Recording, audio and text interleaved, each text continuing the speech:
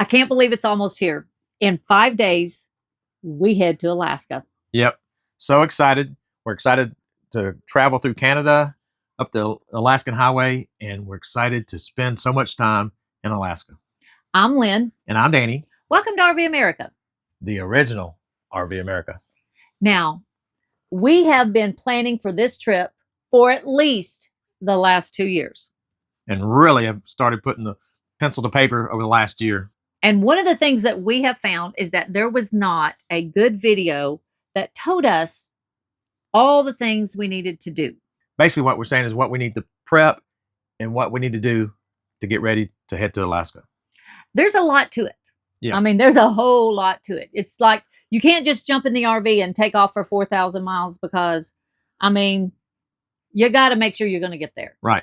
What we did was study to make sure we could figure this out to help you. And one of the things that really helped us was talking to people that have been. We've talked to numerous people that have been more than one time, and that is really helping us. We've picked their brains. In fact, one of the people that are going with us, one of the couples, he has gone 5 times. She's gone 3 times with him. And he used to live there. Yeah, and he used to live there. So he's driven Alaskan highway through Alaska. So we've picked his brain. We've picked other people's brains. So we have come up with what we consider a pretty strong list. And so what we're going to do is we're going to share with you all our prepping, all our things. Now, we'll throw in our disclaimer right here. This is what we've done. It's not going to be a perfect list, but it will be all together and hopefully give you some kind of idea if you're planning a future trip, either this summer or next summer to Alaska. Yep. It will help you out a little bit, hopefully. Right. And one of the things that we'll do for you is after we get back from Alaska, we'll go through this list and create a second video to say, here's the things that we shouldn't have put in the rig. Here's some of the things that we planned for that really never happened. So we will update that list and give you a pros and cons to this list so you can really stay updated. We're going to go through this kind of quickly because we don't want to get too long-winded here. So we will get started. So the first thing on our list is the vehicles themselves. Yep. As you know, we have a motorhome and a Jeep that we tow. So we had to make sure they were ready for these roads. Yep. We took them in to be inspected, a thorough inspection. They took the RV and looked from the front to the back. Full powertrain. Powertrain, brakes, tires. All the stuff. Anything and everything they could look at for us, they did. So we got a great inspection for our rig. I also took the Jeep in and got the tires rotated, oil change, asked them to look it over. And they had to do an alignment because of his bad driving. Who hit the pothole? You really want to make sure you get your vehicles inspected. Yeah. Top working order. Right. Another thing I did was check the propane system using a soap test. And I went through the rig to tighten up any bolt or any screw that was loose because some of these roads are going to be pretty bouncy. And there's going to be a lot of frost heaves that we're going to be worried about. So go slowly over. Yes. So make sure you tighten up any bolts, screws, or anything that could come loose. Now, also on this line of thought, let's talk about the generator. We had the oil changed in our generator and they replaced all the filters when they did the inspection of the RV.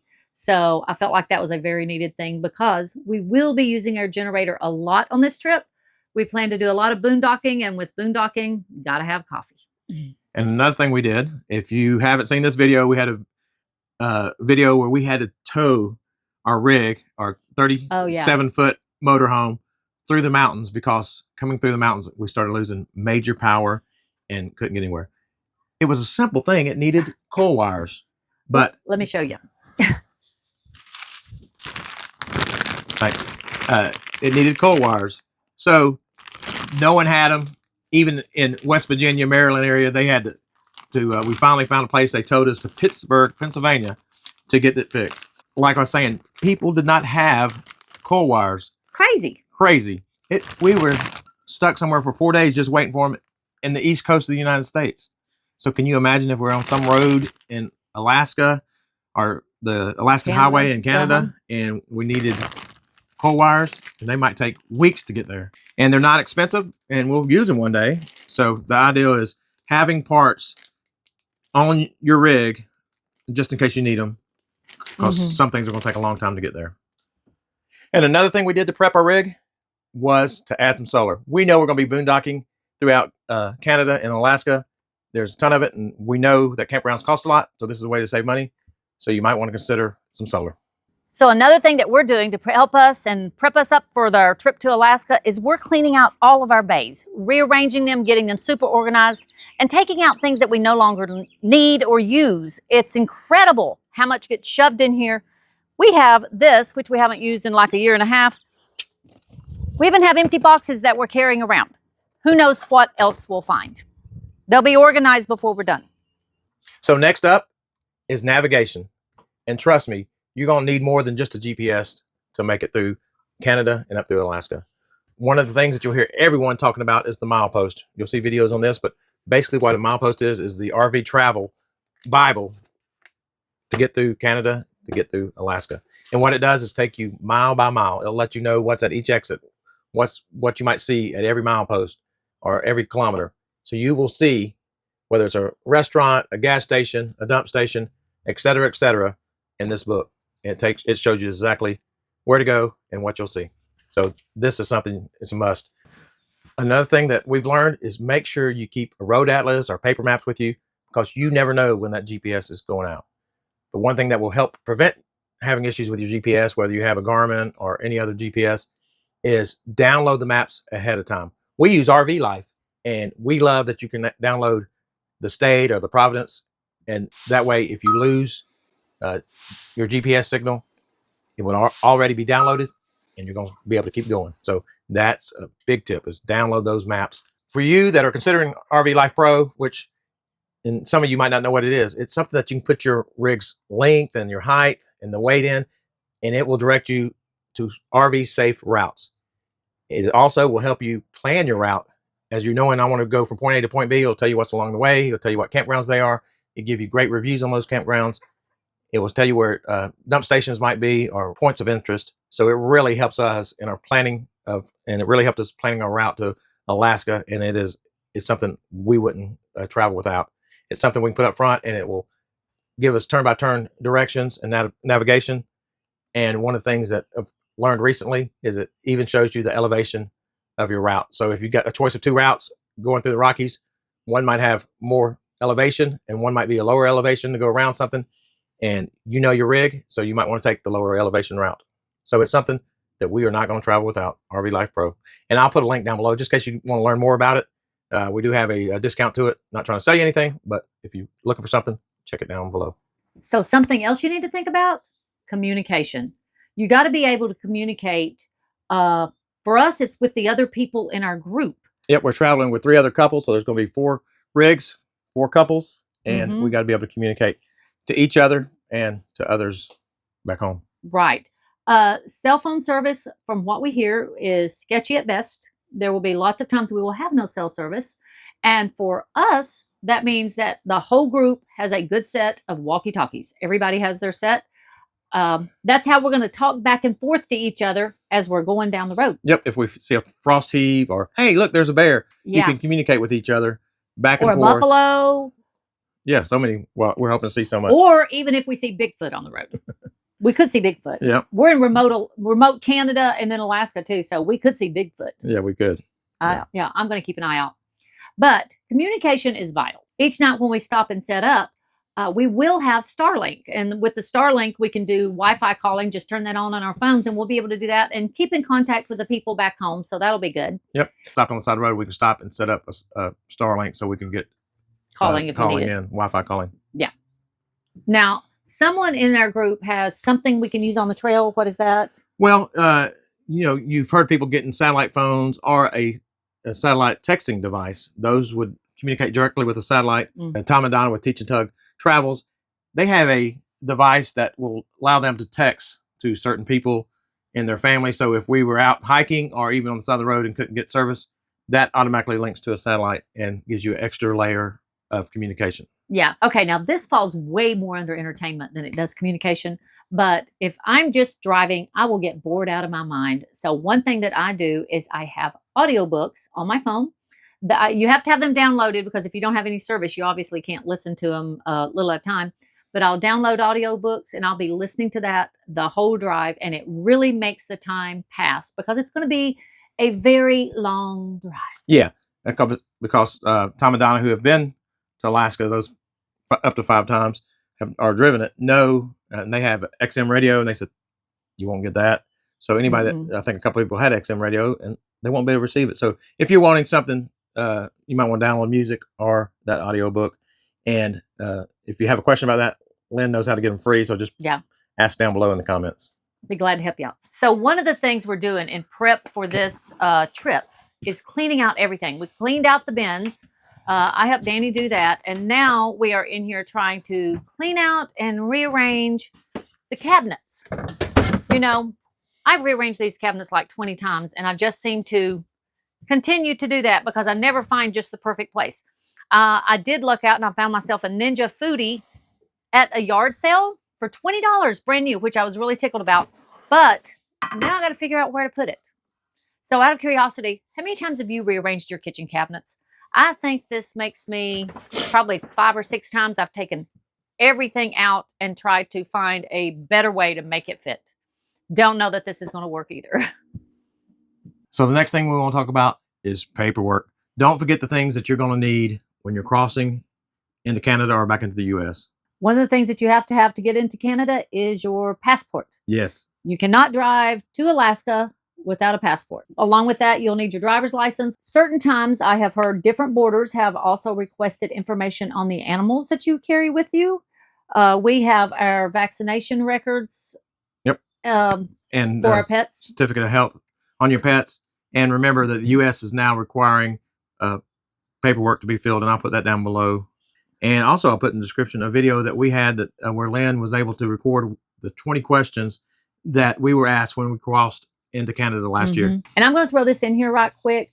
They have changed a lot of the rules on taking pets over. Pets even have to be chipped in order to take them over. So coming back, well, you're going to be going into Canada, into Alaska from Canada. So be sure you check on all that information and make sure your pet is legal to go in and out.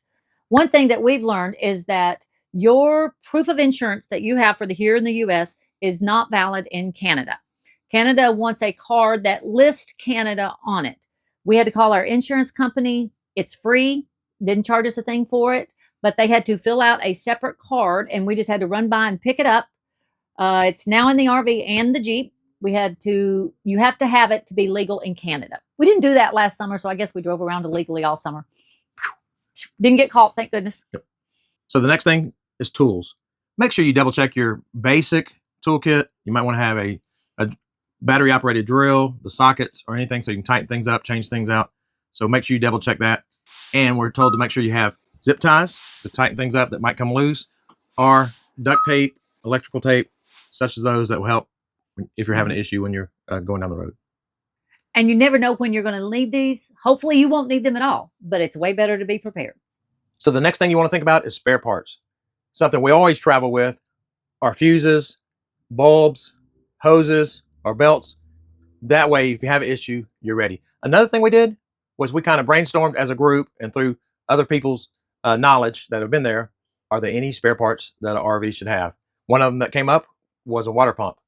Fortunately, we have 2 different people that have spare water pumps, so all 4 couples didn't go out and buy a new water pump. We knew we could borrow one from somebody else if someone had an issue.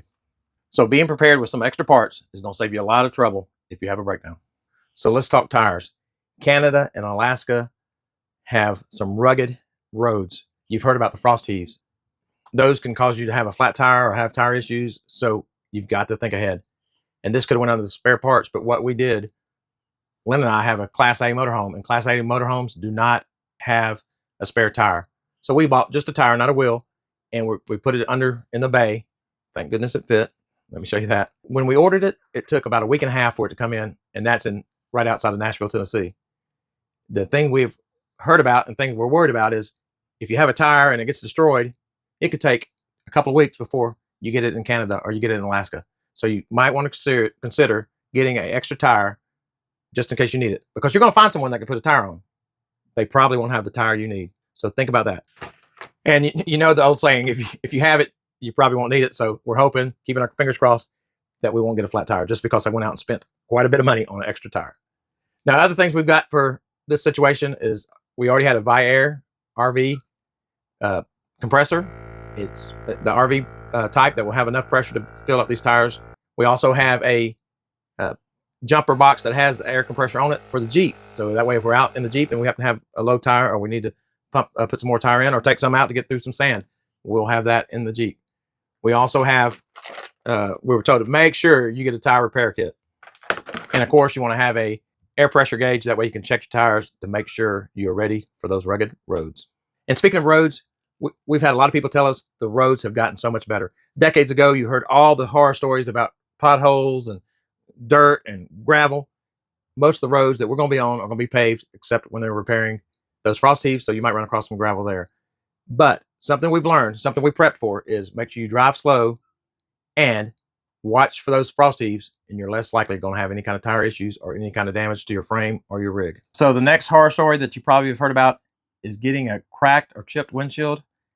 You need to be ready for that.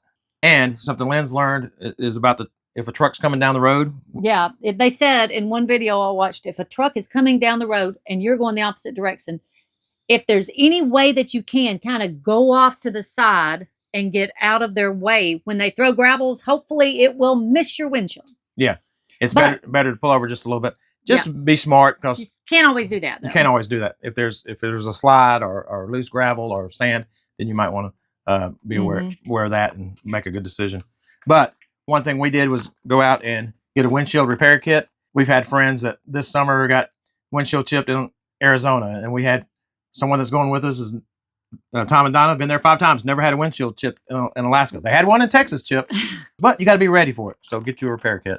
And if you don't have a repair kit and you stop somewhere and there's someone there to repair your windshield for you, guess what they're going to use? They're going to use the repair kit they got off Amazon. Yep. So you may as well have it yourself and save yourself a little bit of money. Now, one of the things that I'm doing that I've learned is, the bugs are really bad. You're going to get them all over your windshield. And so one person said to get some RainX and fill your washer on your vehicles. For your wipers? Yeah, for your wipers. We'll do the car and the Jeep.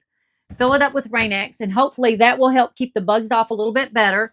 But also, before we leave here, we've got to wash the RV. That's part of our prep work. But before we leave here, I got RainX formula that I'm going to clean my windshield on the outside with all over really good. And hopefully that and this together will help keep the bugs off of it a little bit. And we travel with a windshield cleaning kit. That way, if we stop somewhere and fill it up, we can reach the higher windows of our Class A. Or something we've really been trying to do, and sometimes it's easy to forget, is clean those bugs off your rig after every day. Because if they get baked on there, they're a lot harder to get off. I did want to point out one thing we did was get the Road Defender, this fabric here that keeps, we'll show you a picture of that. You can protect your tow car with a brush guard to knock down those rocks. So since we are going to be boondocking a lot, one of the things that we've done is buy extra leveling blocks. Now, I got these at a yard sale. I lucked out and got like a set and a half of it for $10, which is a big blessing. But we have heard that it's hard to get level on some of these places, and having these around is just amazing because you can build a ramp and be done with it.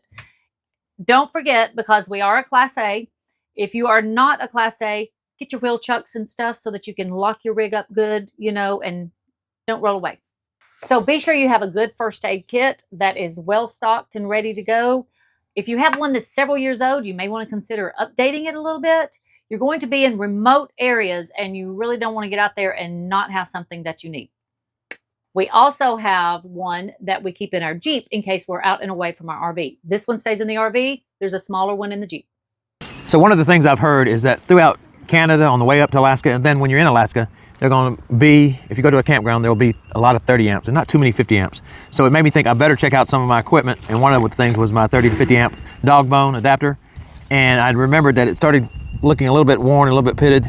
And you see here, you might be able to see what I mean.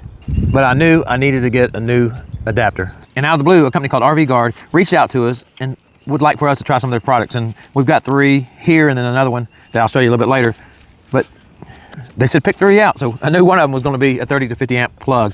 So thank you, RVG Guard. They got a great website, and it's a company that's designed just around RVing. So you don't have to dig through all the other things. You can find these. And another thing I like are the prices. They look very competitive, if not even better than most places.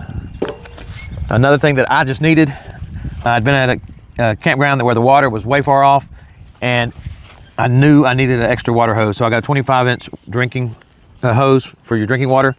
And that was something that, I mean, it's lightweight. I wanted something lightweight, something easy to roll.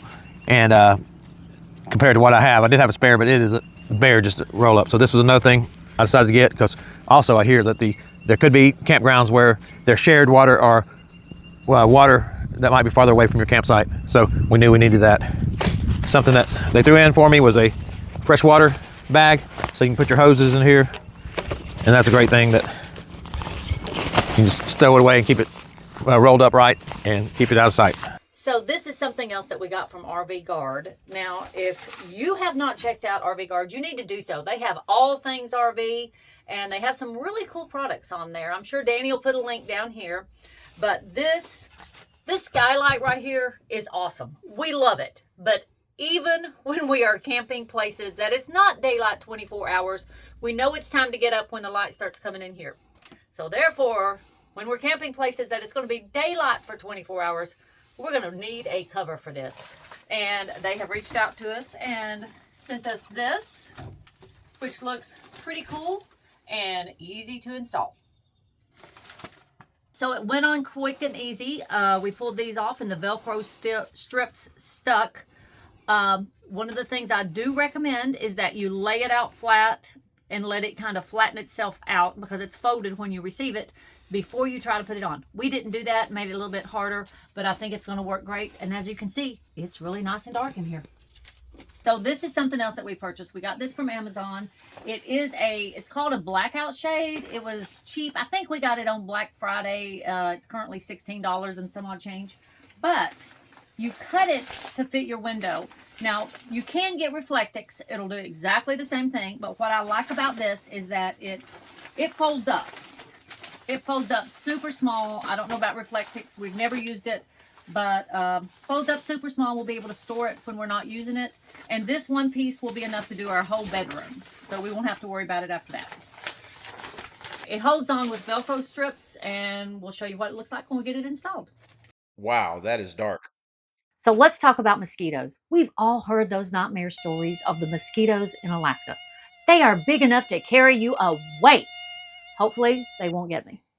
Because what we have done is, since we've been planning for this trip for a year, back in November on Black Friday, we got us a really nice clam tent. We haven't used it yet. Hopefully we'll get to use it in Alaska. So we have that, which will help protect us from the bugs. We also have a Max Repel. And this thing is, it's awesome. You just charge it and put new cartridges in. And another thing that we did, we went and bought a bunch of extra cartridges, because this isn't good without these. So we thought we would just go ahead and pick up some and have them ready to reload. Also, as we go along in hikes and stuff like that, we will carry mosquito spray in our backpacks. That way you're prepared if you're out on a trail somewhere and don't have access to the other stuff. I got a mosquito net for my hat. I hate mosquitoes swarming around my face and in my ears and stuff like that. So I got a net. I've got a nice big rimmed hat, and it's going to be very handy. Danny will put links to all this down below somewhere if you're interested in anything. This is what we've done. We'll let you know how it works when we come back. So the next thing you want to think about and be prepped for is roadside emergencies. We've had this kit for a while. As you see, it has a reflective emergency triangle in case you need to put it on the side of the road to keep people from running too close to you. It has safety vest.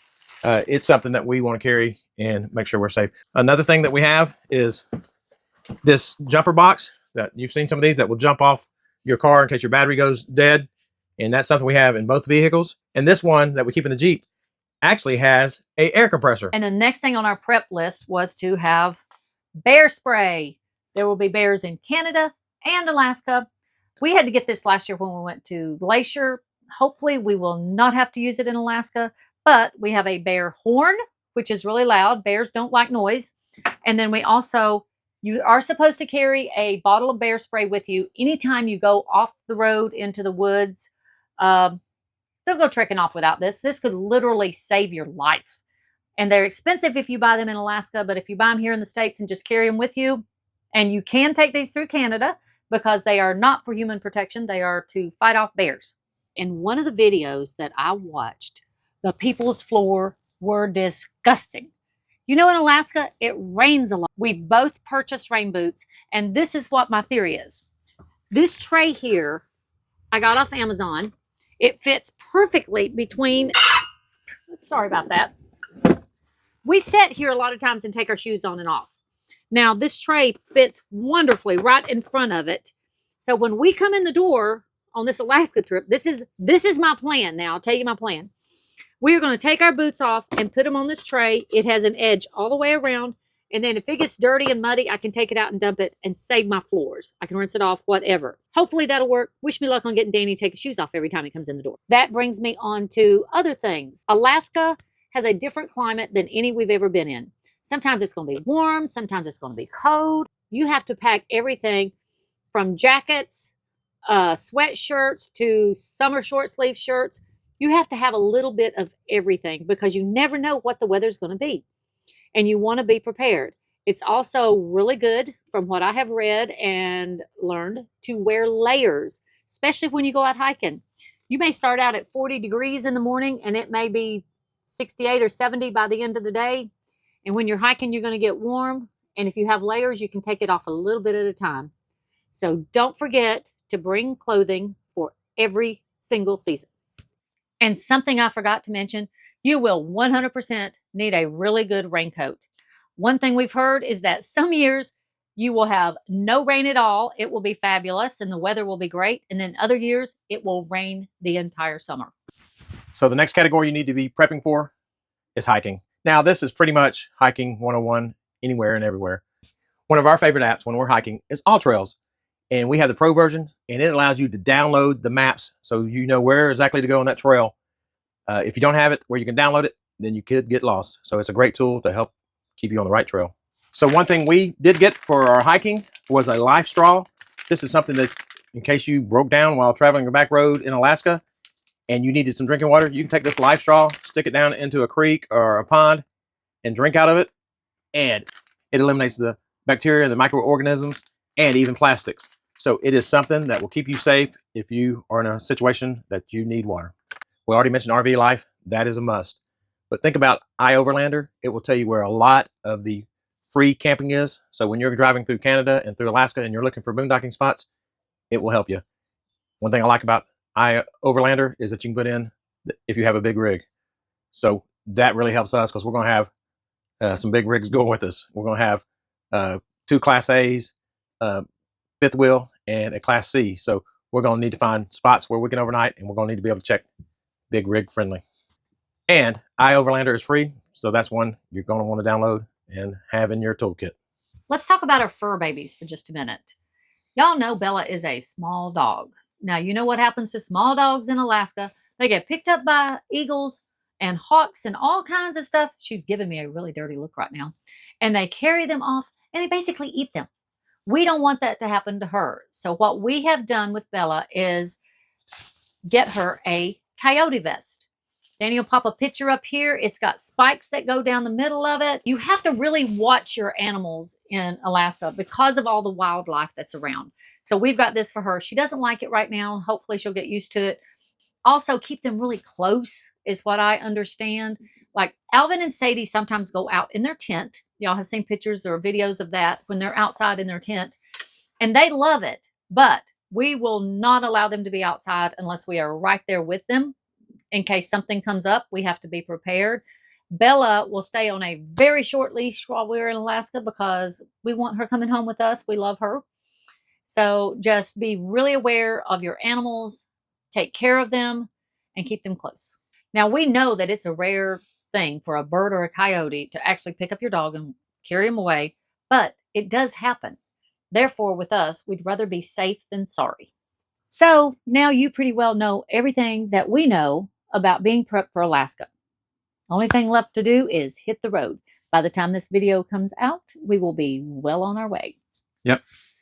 And if you have any tips that we might need to know that anything we missed, or any questions, put those down in the comments because we want learn from you or answer any questions that we might have missed. Yeah. Also, we hope you will follow us this summer on this journey that we're going on, because we truly think it's going to be amazing, and we're going to take you along with us every step of the way from the minute we leave the driveway. Yep. I do want to remind you that we will update this list because this is our first trip, and we've learned a lot from a lot of people and put them all in one spot just for you. So we'll let you know.